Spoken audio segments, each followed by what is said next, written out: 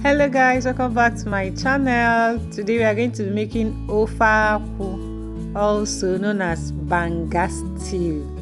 If you are joining us for the first time, you are highly welcome. Please hit the subscription button below and the notification bell so you don't miss any of our future videos. For this recipe, I use my frozen banga, stockfish, dry fish, vegetables, my seasoning cubes, my crayfish, my cow intestines, my black pepper, my fresh pepper, and my onions.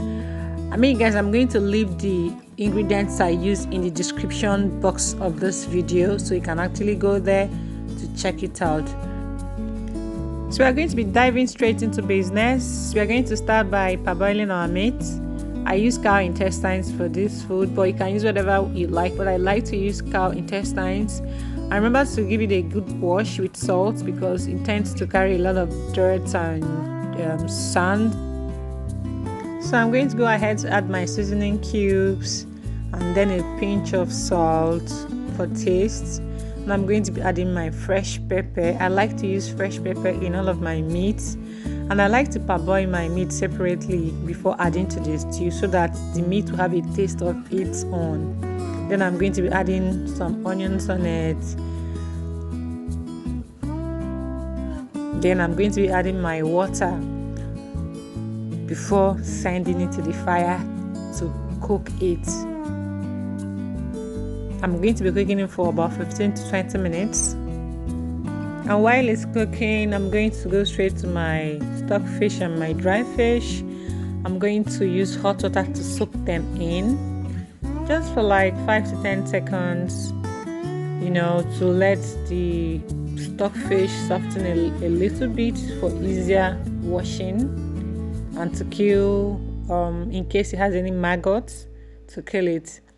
And while that one is set aside, I'm going to be extracting my oil from my palmfruit. I'm going to be adding hot water first before adding cold water. You add hot water first so that you can be able to get the maximum oil you can get from the cold water. But if you add cold water first, it's kind of going to make the oil to get stuck in the pulp of the palm fruit. So you want to add the hot water first. So definitely, because it's going to be hot, so you're going to be adding a little bit of cold water. Don't make it very cold, or at least warm or a little bit hot, but not very hot, so that you can actually extract the oil from the pulp.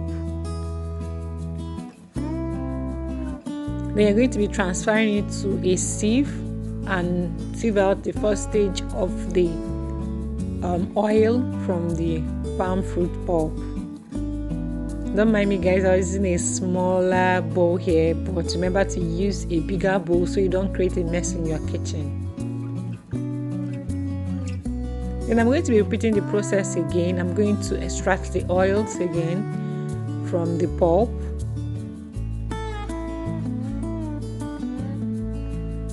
And sieving in another bowl.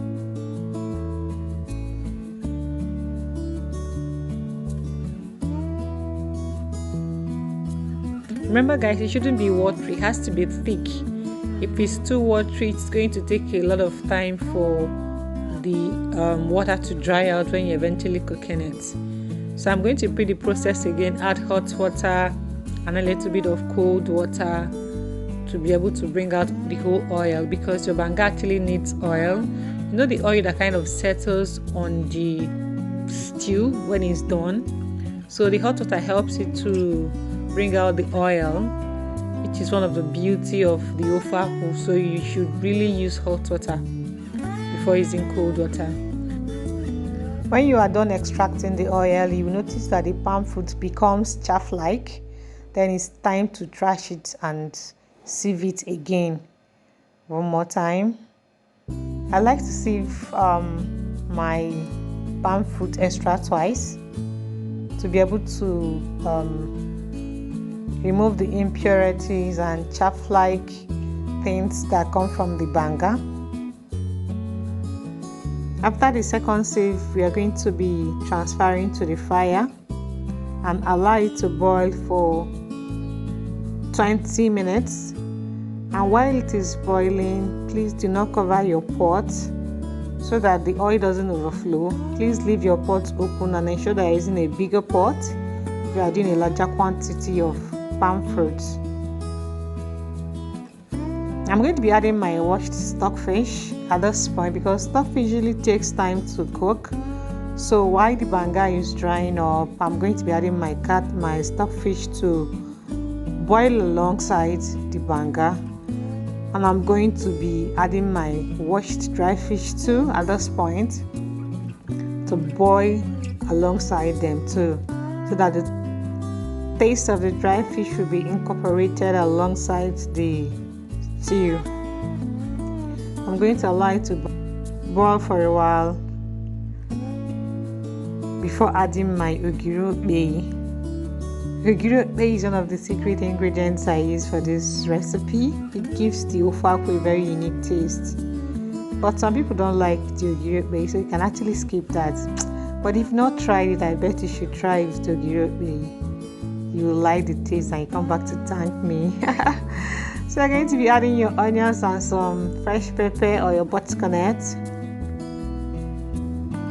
and then some dried yellow pepper, or what we call soka or Cameroon pepper. Then give it a stir and allow it to boil again. I think overall it's going to boil for like 10 to 20 minutes or until it starts to form some bubbles or it gradually begins to thicken. Remember guys, don't add your ingredients until it begins to thicken. Then you can add your crayfish.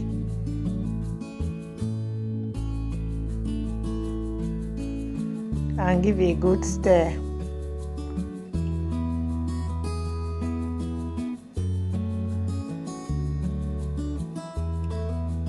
Then allow it to boil for a while for the crayfish to cook. When it begins to form another set of bubbles,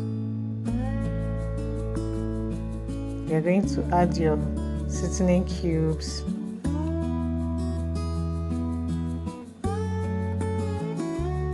By now it has begun to thicken. The water has gradually dried up and has formed a sort of paste. And then you add your salt,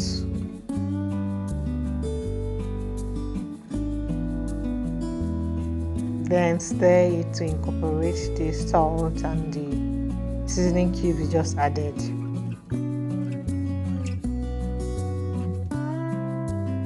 By now everywhere in the house should have this nice Ofeakwu aroma. Even your neighbors will come and knock for you. What are you doing?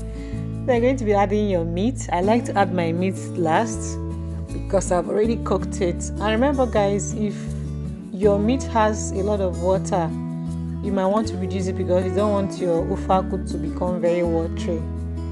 But if the water is normal, you can go ahead and add it and then allow it to boil. You cook until it thickens. You will see it forming bubbles and probably splashing around the pot or around the cooking area. Then you switch it off and you add your scent leaf or your basil leaves or your nchawu leaves. I don't like to cook my vegetables, so I allow the steam from the food to steam up the vegetables, because when you cook them, the nutrients are already gone, like my mama will always say. So I'm going to be adding my vegetables, my pumpkin leaf or ugu leaf next, and I'm going to give it a stir. Like I said, we are going to be using the steam because the food is still hot and fresh off the fire. So the steam from the stew will cook the vegetables, so to avoid it getting done and turning black in your stew. Now you don't want that. Then I'm going to be covering it to allow the steam cook the vegetables. And yes, our Ofeakwu is ready to be devoured. I mean, if you cook this for your friends who are non-Igbos, they will thank you and they always want to come out for more. So as you can see, it's actually simple. If you like varieties like me, you should probably spice up your Sunday cooking skills. It's not every Sunday you cook stew. If you are non-Igbo, if you are even Igbo but you don't know how to cook this recipe, well, I've made it very easier for you. Thank you for watching. Please like our video, hit the subscription button, and don't forget to share with your friends.